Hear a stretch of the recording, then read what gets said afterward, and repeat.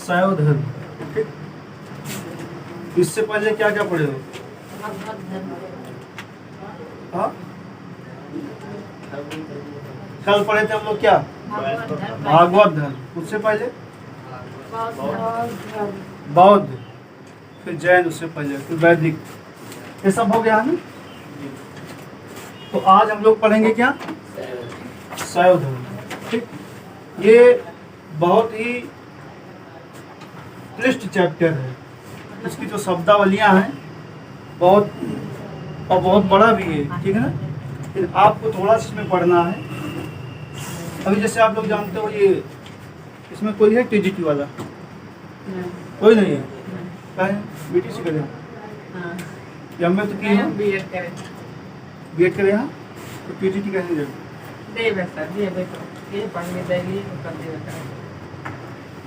तो क्या पढ़ रही होगी? तो हम कहाँ कहते उर्दू से करें? कहने का मतलब है जो आए उसको देखना चाहिए। ठीक है ना? अब एक के इंतजार में बैठी रहोगे फिर बैठे रहोगे। तो टीजीटी का आपका फॉर्म कल से चालू हुआ है ना? हाँ, टीजीटी का भी है और पीजीटी का भी, दोनों। ठीक, तो टीजीटी पीजीटी ये दोनों आपका जो आवेदन कल से आरंभ है।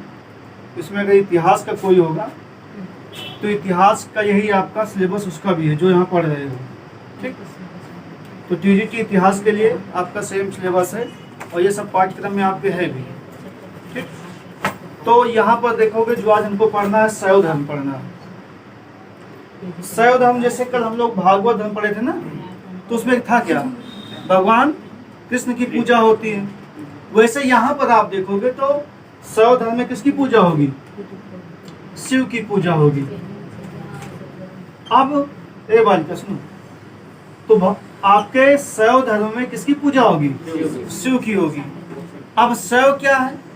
तो इस मत, इस धर्म को मानने वाले अर्थात शिव को मानने वाले क्या कहलाए? शैव कहलाए। ठीक है ना? तो शिव की पूजा और शिव पूजक, ठीक है ना, शिव पूजक कौन है? शैव है। आपकी बात समझ गए? अब आपसे कहा जाए शैव क्या होते हैं, तो जो शिव को पूजते हैं या शिव को मानते हैं उन्हें क्या कहा जाता है? शैव कहा जाता है। अब यहाँ पर देखेंगे कि शिव का उल्लेख फिर कहाँ मिलता है, ये कितने प्राचीन है, कैसे इनका उल्लेख मिलता है, कैसे हम लोग मानते हैं कि पूजा बहुत पहले से हो रही है। ठीक है ना? तो ये पहला प्रश्न आपका बनता है कि शैव किसे कहते हैं? तो शिव पूजकों को शैव कहा जाता है। ठीक, अब दूसरा प्रश्न आपको बनेगा कि शिव का प्राचीनतम उल्लेख कहाँ मिलता है। तो जो शिव शब्द है ये आपका अगर पूछा जाए कि शिव शब्द का उल्लेख सर्वप्रथम कहाँ आया, शिव शब्द का उल्लेख सर्वप्रथम कहाँ आया, ये आपका आता है उत्तर वैदिक काल में। कहाँ पर? उत्तर वैदिक काल में। बात समझ गई? अब इससे पहले आपका पूर्व वैदिक काल हो चुका है, नहीं हुआ है? हो गया है। तो अब आपसे पूछेगा कि पूर्व वैदिक काल में शिव के लिए किस नाम या किस शब्द का प्रयोग किया गया है। बात समझ गए? तो उत्तर वैदिक काल में क्या कहा गया? शंकर को शिव कहा गया है। और लेकिन पूर्व वैदिक काल या ऋग वैदिक काल में आप देखेंगे तो पूर्व वैदिक काल में आपके शिव के लिए कौन सा नाम है?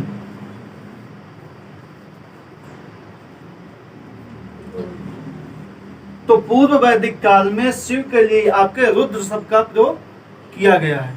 ठीक, ये आपके वहां के नाम इनका है। तो दो प्रश्न आपका यहाँ बना कि भोले बाबा या शिव जी या शंकर जी का नाम उत्तर वैदिक काल में क्या है? तो शिव है।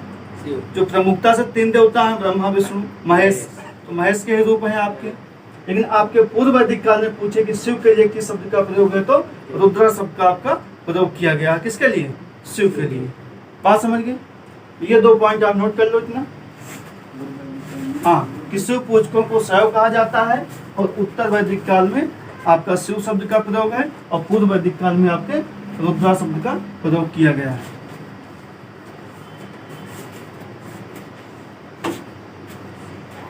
ये जो टीजीटी का आपका सिलेबस है सेम एकदम ऐसे जो आप पढ़े हो ना। भाई अगर आपको देना हो टीजीटी का तो सेम ही सिलेबस है और एकदम उसी पे आधारित है। तो अगर कोई मांगे आपसे नोट्स पीजीटी का तो उसमें दे सकते हो आप। ठीक, चलिए इतना हो गया आपका।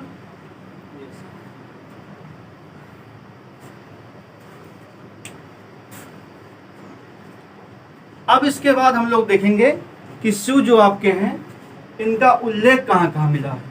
ये तो आपका वैदिक काल में होगा कि इनका कैसे किस नाम से उल्लेख है।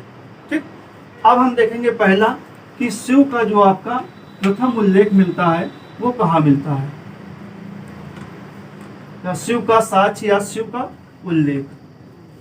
तो कोई जानते हो कहाँ पे मिला है?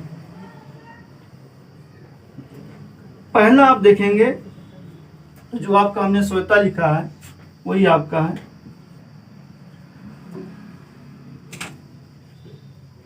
श्वेताश्वर, श्वेता श्वेतर, ठीक है ना। उपनिषद में कहां पर?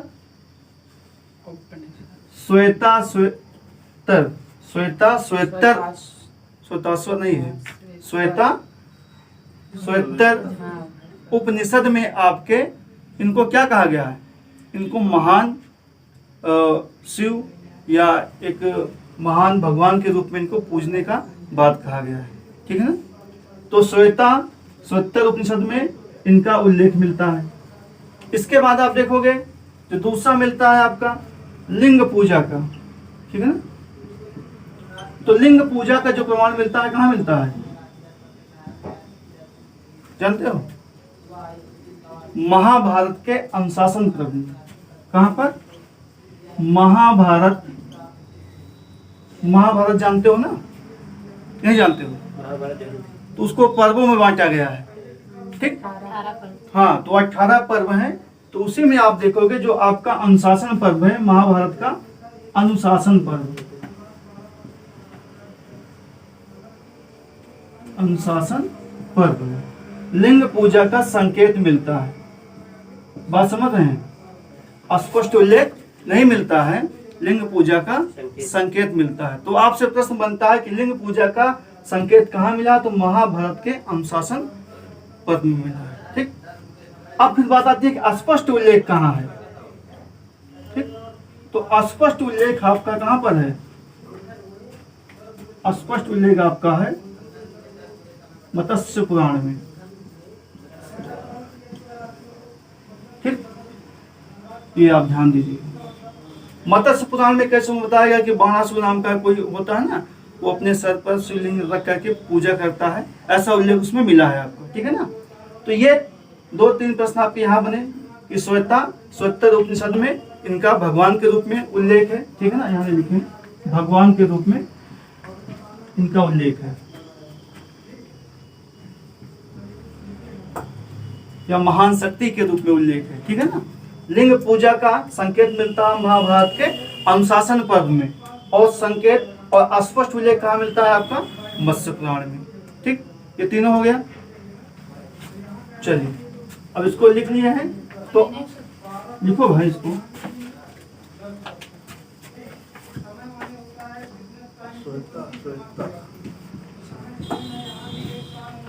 श्वेतर, श्वेता श्वेतर,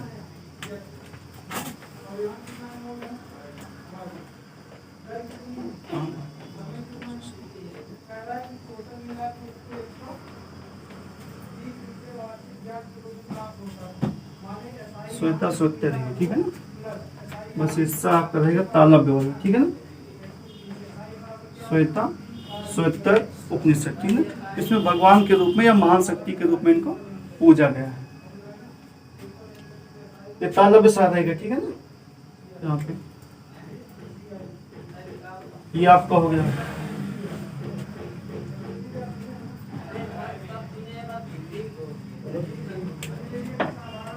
लिख लिया भाई?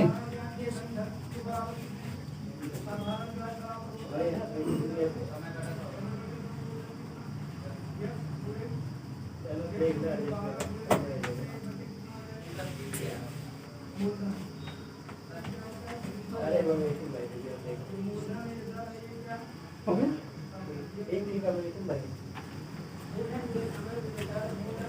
अब इसके आगे हम देखेंगे कि अगला प्रमाण कहाँ मिलता है। तो सबसे प्राचीनतम शिवलिंग का जो उल्लेख मिला है कौन सा है वो। अब यहाँ पे आएगा जो आपका हमने लिखा है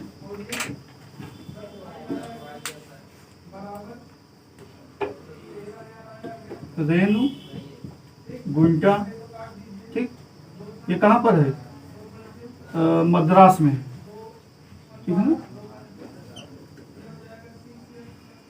रेणु गुंटा के मद्रास के गुडिमल्लम।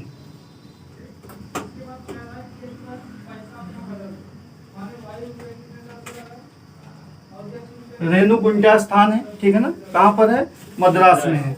यहाँ का गुडिमल्लम जो शिवलिंग है इसको प्राचीनतम माना गया है, ठीक, को प्राचीनतम माना गया है। तो रेणु गुंटा मद्रास का गुडिमल्लम आपका शिवलिंग है जिसको सबसे प्राचीन माना गया है। तो यहाँ से भी शिव पूजा का आपका उल्लेख मिलता है। अगला देखेंगे जो आपका है, कल हमने आपको बताया था मेगास्थनीज का ना, कब आया था, किसके शासनकाल में, चंद्रगुप्त मौर्य के समय में, ठीक है ना। तो जो आपका मेगास्थनीज है ये आप देखेंगे इसने क्या कहा है शिव के लिए, डायोनिसियस, इसने शिव के लिए क्या, कृष्ण के लिए हेराक्लिस शब्द का प्रयोग किया है और शिव के लिए डायोनिसियस शब्द का इसने प्रयोग किया है। यानी आपके मेगास्थनीज के वर्णन में भी शिव पूजा का उल्लेख मिलता है, ठीक, लिख लो इसको दोनों। फिर हम तीसरा देखेंगे,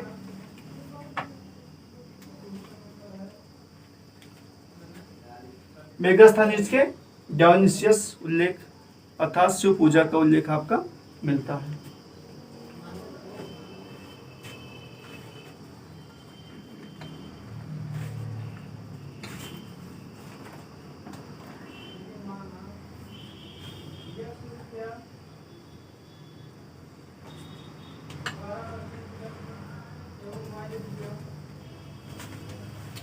अगला हम लोग देखेंगे, तो आप जानते हो कुषाण वंश का नाम सुने हो, हाँ?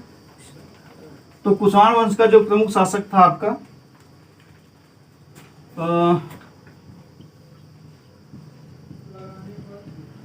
कुषाण वंश, जो आपका था बिम्बकटविशस। कौन था,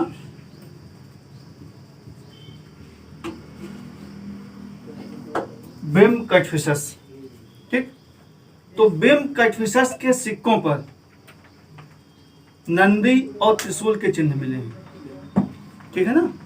तो बिम्बकटविशस के सिक्कों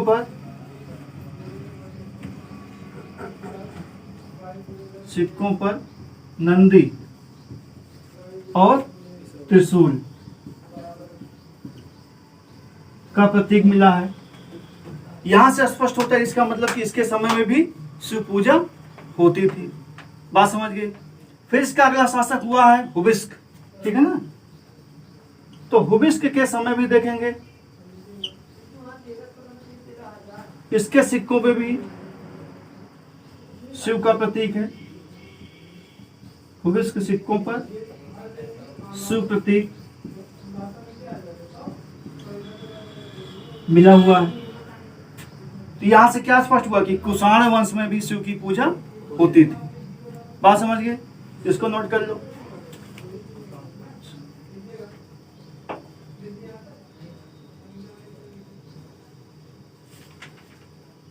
कुषाण वंश में बिम्बकटविशस के सिक्कों पर नंदी और त्रिशूल का मिला है।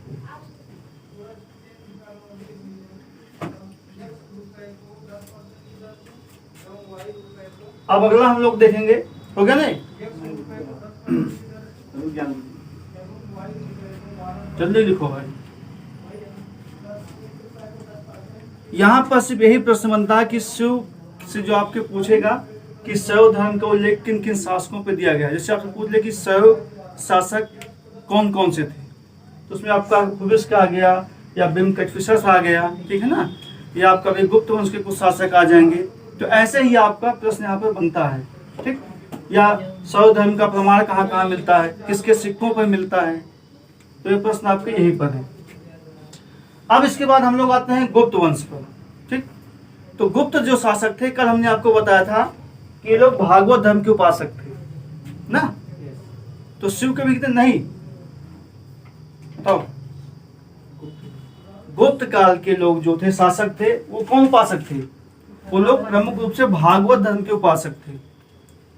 सभी शासक ने लगभग उसमें, जैसे आपका चंद्रगुप्त विक्रमादित्य ने परम भागवत की उपाधि ली है ना, और उसके चंद्रगुप्त मौर्य का देखेंगे, वो क्या नाम है, समुद्रगुप्त का देखेंगे। तो ये सब शासकों से मिलता है कि वो भागवत धर्म के उपासक थे। लेकिन कुछ शासकों के कुछ कार्यों, कुछ प्रतीकों से ऐसा स्पष्ट उल्लेख होता है कि ये लोग शिव को भी मतलब स्थान दिए हैं।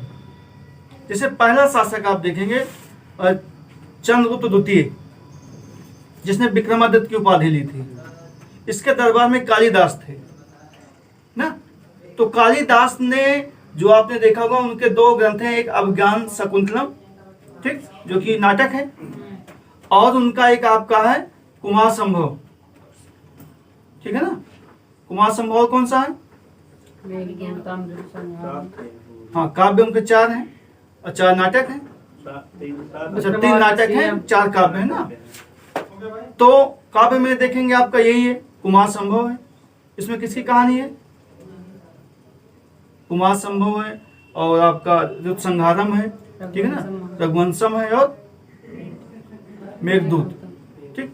तो यहाँ पर देखोगे जो इनका अभिज्ञान शकुंतलम है, ठीक है ना।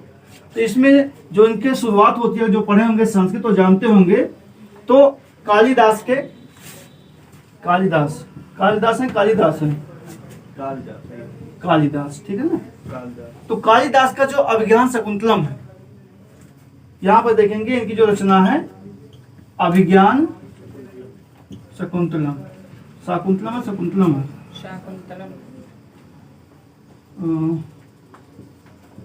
शाकुंतलम। इसकी जो शुरुआत होती है वो शिव मंत्रों से होती है, और इसका जो अंत होता है वो भी आपके शिव मंत्रों से ही होता है, ठीक। और कुमार संभव में भी इसका जो आपका मिलता है उल्लेख शिव का मिलता है। तो यहाँ से क्या स्पष्ट होता है कि कुमार गुप्त, वो चंद्रगुप्त द्वितीय के दरबार में रहने वाले कालिदास शिव उपासक, मतलब उनके संबंध रहा। बात समझ गए ना। अब इसके बाद जो आपका आता है अगला गुप्त शासक, गुप्त शासकों में देखेंगे, ध्यान डालो, गुप्त वंश में जो आपका कुमार गुप्त होता है, नाम सुने होंगे ना, कुमार गुप्त। इसके सिक्कों पर मयूर का चिन्ह मिलता है। बात समझते हो, किसका, कुमार गुप्त के सिक्कों पर किसका चिन्ह मिलता है, मयूर का। अब मयूर किसका प्रतीक है, कार्तिकेय का है, अर्थात शिव के बेटे हैं। तो इससे क्या स्पष्ट होता है कि कुमार गुप्त के सिक्कों पर मयूर का चिन्ह मिलता है। इससे स्पष्ट होता है कि ये लोग कहीं न कहीं शिव को भी स्थान दिए थे, ठीक। अगला प्रमाण क्या मिलता है, ये अपने बेटे का नाम क्या रखता है, स्कंद गुप्त, ठीक है ना। ये कुमार गुप्त अपने बेटे का नाम रखता है स्कंद गुप्त। अब इस स्कंद किसका है, शिव का है। इससे प्रतीत होता है कि ये लोग शिव के भी उपासक, मतलब उसकी मतलब उपासक तो नहीं कह सकते हैं, लेकिन उसको स्थान कहीं ना कहीं दिए थे। और एक लाइन में अगर पूछा जाए कि गुप्त वंश के जो शासक थे किसके थे, तो वो भागवत थे। बात समझ रहे हैं। लेकिन शिव को भी स्थान उन लोगों ने कहीं ना कहीं दे रखा था। तो 2 बातें यहाँ पर आप नोट कर लो इसको, कि गुप्त वंश में जो कालिदास थे द्वितीय के दरबार में, इनके अभिज्ञान शाकुंतलम, ठीक है ना, और कुमार संभव में मिलता है, और कुमार गुप्त के सिक्कों पर मयूर का चिन्ह, तथा इसने अपने पुत्र का नाम रखा था स्कंद गुप्त, ठीक। इससे प्रतीत होता है कि इनके समय में शिव को पूजा का स्थान दिया गया था।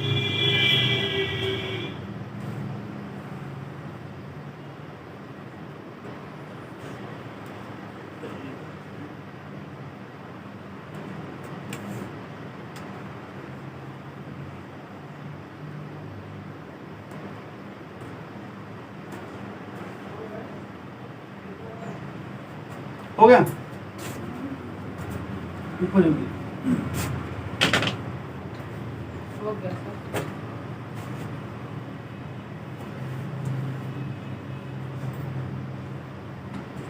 पानी नहीं खत्म हो।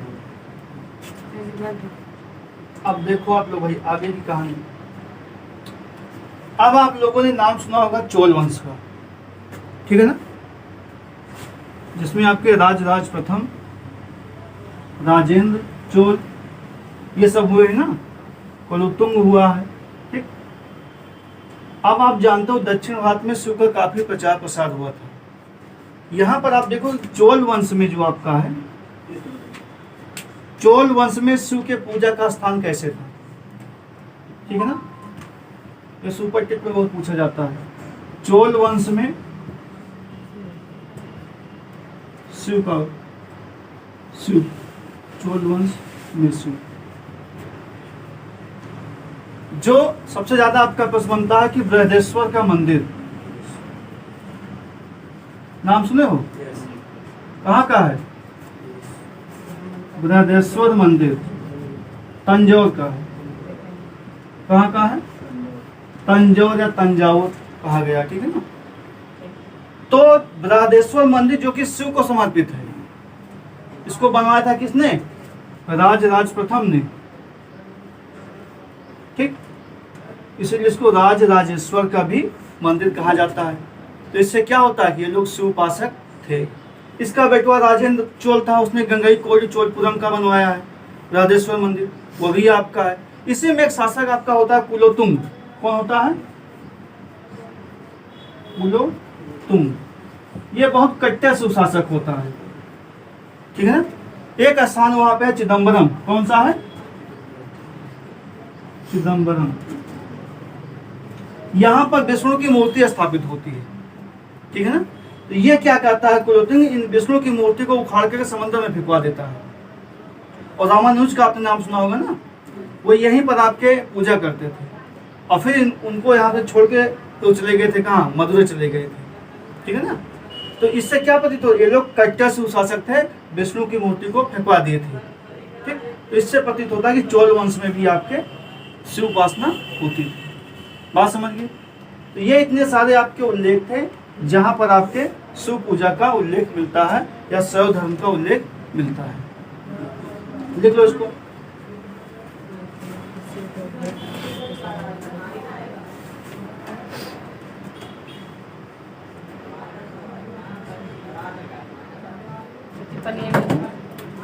तो वही वाला बर्फ पाना वहाँ नहीं है, उसमें रखा तो है बोतल में, जो बोतल रखा है। लाओ देखो, हो तो लाओ उसमें से।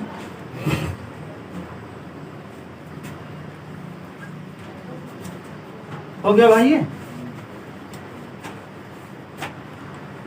अब यहां पर देखा जाएगा क्या कि जो इतना लिख लेना आप लोग। अब यहां पर हमें देखना है कि शैव धर्म के कितने भाग हैं, ठीक। तो शैव धर्म को 4 प्रमुख भागों में बांटा गया है, ठीक है ना। 4 भाग आपके कौन कौन से हैं। पहला आपका है शैव, दूसरा आपका है पशुपति, फिर आपका है कपालिक, फिर आपका है कालामुख। बात समझ रहे हैं। शैव धर्म के आपके 4 भाग, ठीक। पहला आपका कौन सा है, शैव है, दूसरा आपका पशुपति है, तीसरा आपका कपालिक है, चौथा आपका कालामुख है। बात समझ गए। अब यहाँ पे कुछ प्रश्न आपके बनते हैं। पहले तो विभाजन का आपका बनता है, उसके बाद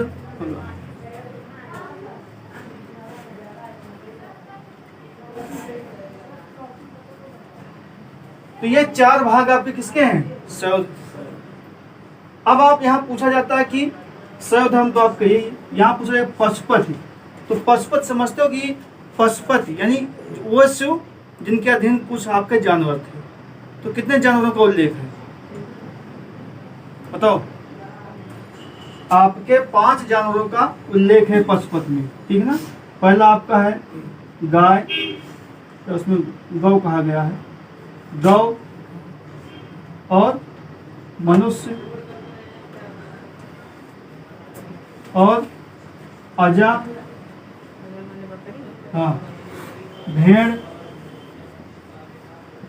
क्या हुआ? 4। एक आपका और है, वो आपका है बैल शायद। एक मिनट,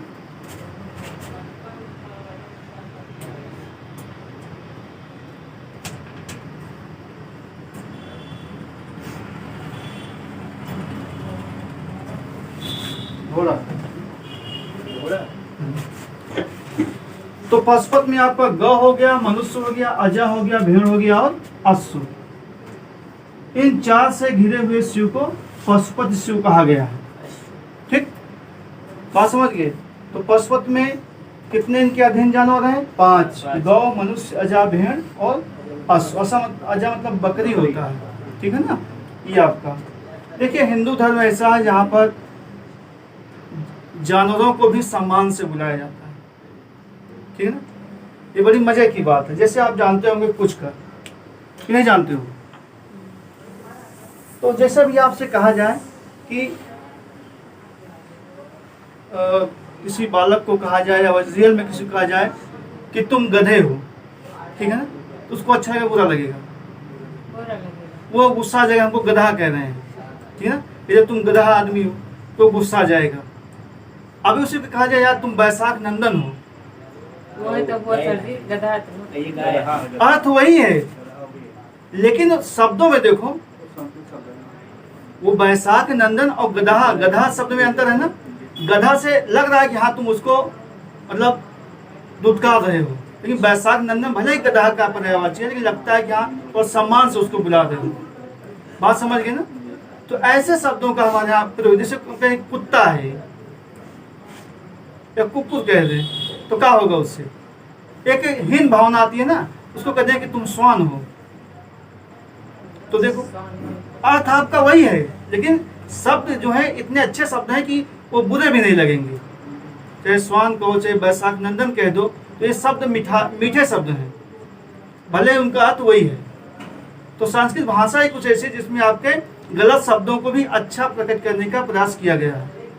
ठीक, ऐसा कोई शब्द आपको नहीं मिलेगा जिसको सुन के आपको गुस्सा आती होगी, तो चाहे आपके जिसके लिए प्रयोग किए गए होंगे। ये विशेषता है इसमें, ठीक है ना? जैसे अजा बकरी, ठीक है ना? ये सब आपके हैं। अब यहाँ पूछा जाता है कि पशुपत के जो प्रमुख देवता कौन थे? यहाँ से प्रश्न आपका बनता है, ठीक? तो लकुलिस का नाम आपने सुना होगा। किसका? लकुलिस। लकुलिस आपसे पूछेगा कि पशुपति में जो प्रमुख शिव के रूप में किसको पूजा जाता है? तो लकुलिस को पूजा जाता है। ये शिव के 28वें अवतार हैं। कौन से हैं? 28वें अवतार, 28वें और अंतिम अवतार हैं। बात समझ रहे हैं? शिव के 28वें अंतिम अवतार किसको माना गया है? लकुलिस को माना गया है। ठीक, बताया जाता है कि ये एक शमशान घाट में पैदा हुए थे, ठीक है ना? और लंगोटियों में लपेटे लाल लाल, तो इनको लकुलिस नाम हो गया। बात समझिए ना? तो ये आपके कौन है? पशुपति जो संप्रदाय है, जो भाग है, उसके प्रमुख आपके हैं। अब यहाँ पे पूछा जाता है कपालिक में किसकी पूजा होती है? तो ये बहुत खतरनाक होते हैं भैया कपालिक। वही जो आपके नर कंकाल लिए रहते हैं, खोपड़ी लिए रहते हैं, ठीक है ना? और खोपड़ी में भोजन करते हैं, उसमें पानी पीते हैं और राख को लपेटते हैं, ठीक है ना? तो ये देखने में बहुत खतरनाक होते हैं। ऐसा उल्लेख मिलता है नरबली का जो होता है इनसे संबंध होता है, ठीक है ना? तो कपालिक होते हैं, इसमें आपकी पूजा होती है भैरव की। किसकी? भैरव। ये लोग इन्हीं भैरव को ही नरसंहारक उद्धारक सब मानते हैं, ठीक है ना? तो भैरव की पूजा किसमें? कपालिक में होती है। बात समझ गए? और इनसे भी खतरनाक कौन होते हैं? काला मुख होते हैं। बात समझ गए? ये किसकी पूजा क्या करते हैं ये सब कोई नहीं, लेकिन ये इनसे भी खतरनाक होते हैं। ये एकदम आपके जिसे देखकर आप डर जाओगे। ठीक, तो ये आपके 4 भाग हैं जिसको हमने आपसे बताया, शैव, पशुपत, कपालिक एवं कालम। 2 आपका प्रमुख है। पशुपत में किसकी पूजा? लकुलिस की। ये आपके शिव के 28वें अवतार हैं और अंतिम अवतार है, ठीक है ना? और कपालिक में आपके किसकी पूजा होती है? भैरव की। तो नर कंकाल और नर आपका जो भी खोपड़ी है, ये सब का आता है तो आपकी किसमें, कपालिक में, ठीक है ना, भैरव का। ठीक, वैसे भी भैरव जी आपके शिव जी के अवतार हैं। ठीक, ये सारी बातें आपकी हो गई। अब यहाँ पर आपकी जो मतलब अगला इसमें बचता है थोड़ा सा, वो आपका है दक्षिण भारत में उनके कुछ विचारों को लेकर के।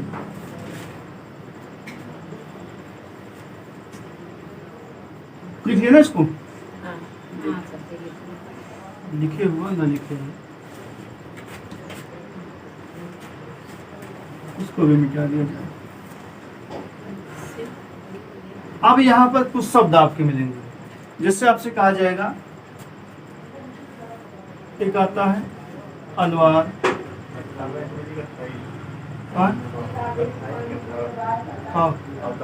28 होता है, हाँ 18 दिया क्या, ठीक। अलवार एवं नयनार ये शब्द मिलता है। तो अलवार किसको कहा जाता है, इसको नहीं पढ़ना है, विष्णु पूजकों को कहा जाता है, जो हमने कल पढ़ा था, ठीक है ना, जो विष्णु के पूजक होते हैं उनको अलवार कहा जाता है। ये साउथ इंडिया की बात है, पल्लव साम्राज्य में ऐसा विभाजन हुआ था, जो पल्लव वंश आपका है, ठीक है ना, महेंद्र वर्मन का, उसमें आप देखेंगे तो अलवार संत कौन होते हैं, जो विष्णु को मानते थे। इसमें एक प्रमुख महिला हुई, उनका नाम चाहो तो नोट कर लो आप, अंजाल, ठीक है ना, इनको दक्षिण की मीरा कहा जाता है, दक्षिण की मीरा, अंजाल। अब नयनार कौन है, जो शिव को मानते हैं। तो शिव संतों को क्या कहा गया है, नयनार कहा गया है। कहाँ, दक्षिण भारत की बात हो रही है, तो दक्षिण भारत में आपके विष्णु पूजकों को अलवार कहा जाता है तथा शिव पूजकों को नयनार कहा जाता है। ठीक, अब इसमें जो प्रमुख आपके हैं वो कौन है, इसमें कुल आपके इनका नाम था, जो प्रमुख आपके संत हैं अप्पार है, ठीक है ना, कौन है, अप्पार।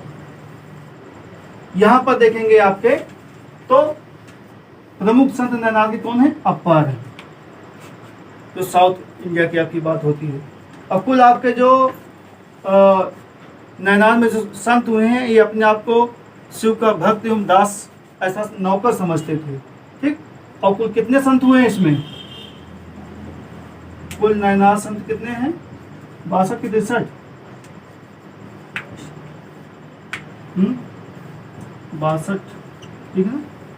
ये आपके कुल नयनार संतों की संख्या कितनी है, 62 आपकी हुई है। और इन लोगों ने दक्षिण भारत में खूब शिव का प्रचार प्रसार किया, और उससे चल के आपका क्या हुआ कि दक्षिण भारत में आपका पूरा का पूरा शिवमय हो गया। आज भी आपके वहाँ पे शिव ही शिव है। तो ये आपका रहा शैव धर्म की प्रमुख कहानी। तो शैव धर्म में आपको कुछ प्रश्न याद रखने हैं, जैसे आप देखोगे, लिख लीजिए इसको ना। अब एक बार देखो आप लोग, शैव धर्म में जो आपको अनिवार्य रूप से याद रखना है, उसको क्या रखना है, पहला कि शैव क्या होता है इसको पूछना नहीं है, आपको बोलना क्या है शैव ना।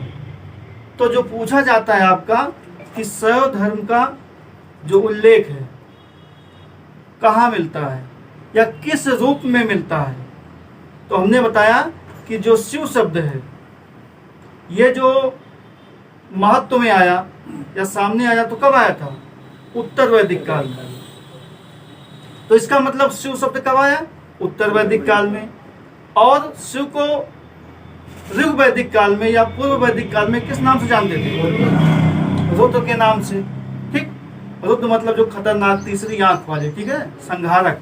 ठीक, ऐसा माना जाता है बादल के बीच बिजली चमकती है वही शिव है, ठीक है ना, वो लोगों को संहार करते हैं, मतलब पापियों को नहीं, लोगों, ठीक है ना। तो ऐसा उसमें उल्लेख आया है। फिर शिवलिंग की बात आती है, शिवलिंग पूजा का उल्लेख कहाँ मिलता है, तो संकेत मिलता है आपको कहाँ पर, अनुशासन पर्व में मिलता है महाभारत की। और स्पष्ट उल्लेख कहाँ मिलता है, मत्स्य पुराण में मिलता है। और सबसे प्राचीनतम शिवलिंग का जो माना गया है कौन सा है, रेणुकुंडा का, गुड्डीमल्लम, ठीक ना, मद्रास में। तो ये आपके कुछ प्रश्न हैं जो आपको याद रखने हैं वहां से। बाकी आपको जो भी शासकों को हमने बताया, वो चाहे आपके कनिष्क कुषाण वंश के हों, चाहे गुप्त वंश के हों, चाहे चोल वंश के हैं, हमने यहाँ पे पढ़ा है। अभी जब इन वंशों को पढ़ेंगे तो फिर से वहाँ पढ़ेंगे। ठीक, तो यहाँ पे याद रखिएगा इस शैव को कितने भागों में बांटा गया? 4 भागों में। शैव, पशुपत, कपालिक और कालमुख। तो शैव में लपलेश को याद रखना है और भैरव को आपके कपालिक में। 28वें अंतिम अवतार है लपलेश। बस ये कुछ बातें जो आपको यहाँ पर याद रखना है। चलिए आज आपका ये हो गया। अब कल हम लोग पढ़ेंगे 16 महाजनपद, ठीक है ना? तो 16 महाजनपदों को कल पढ़ के उसके बाद हम लोग आगे बढ़ेंगे।